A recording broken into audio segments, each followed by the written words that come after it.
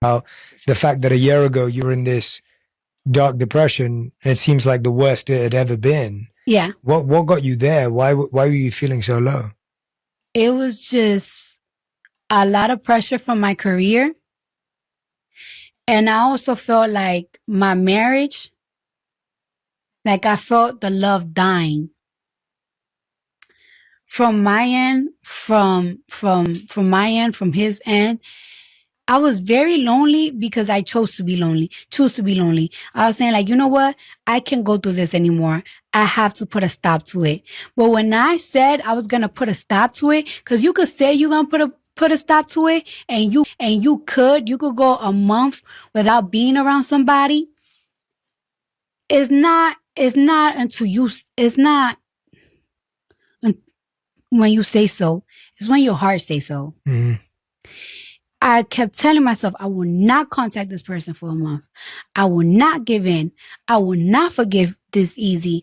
I will not go back. I will not go to the patterns. I will not go through it. But I was crying every day. I was hurt every day.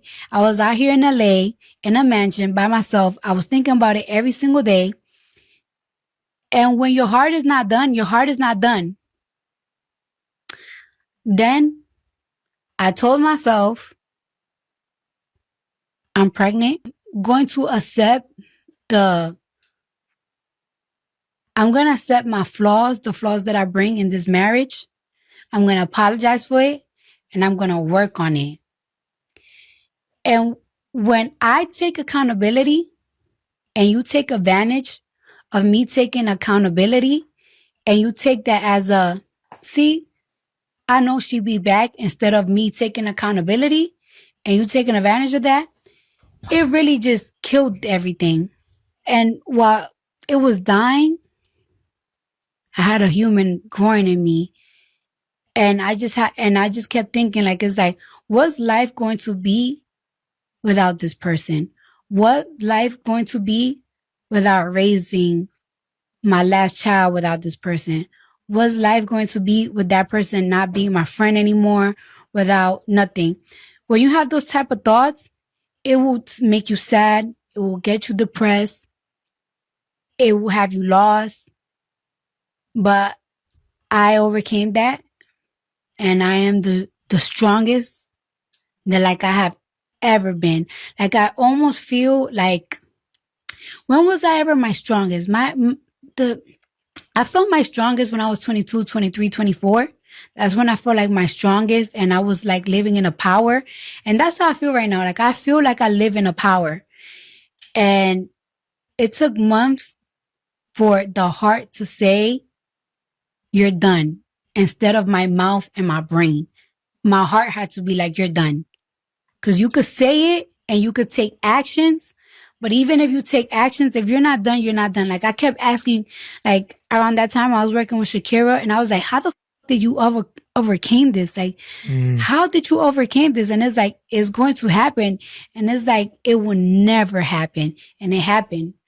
It took some crying. It took some thoughts, scary thoughts. But I'm here, honey. Yeah. I'm here and I'm the strongest I've been and I'm This is an eye opener, as Cardi, in an interview with Jay Shetty, reveals that she was in a depression last year, and so many of us are here, or perhaps have been here before, like being in a situation where you feel helpless, just at your lowest, in your darkest time, where you feel like everything is failing and you just want to get back, but you're helpless, you can't get back up. So Cardi said something that is worth mentioning. She was like, if you have broken up with somebody or like you're just going through a breakup, you could tell yourself that you don't want to think about that person, you don't want to go back, you don't want to forgive, you don't want to be living that playbook anymore. And then she said, you are not done if your heart is not done. And that explains why people say that time and time alone heals all wounds.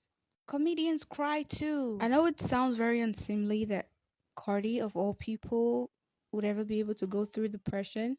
And one thing that is still admirable is the fact that she was able to put those things behind her and forge on and just continue to live a life through music, and it's commendable. The mishaps and the hitches that one suffers in one's career is not as intense as when one fails in marriage, or when one goes through a broken relationship, a broken marriage, or something. One thing that we should all take into cognizance is the fact that handling a broken marriage or a rough divorce is so much more worse than handling hate comments from haters.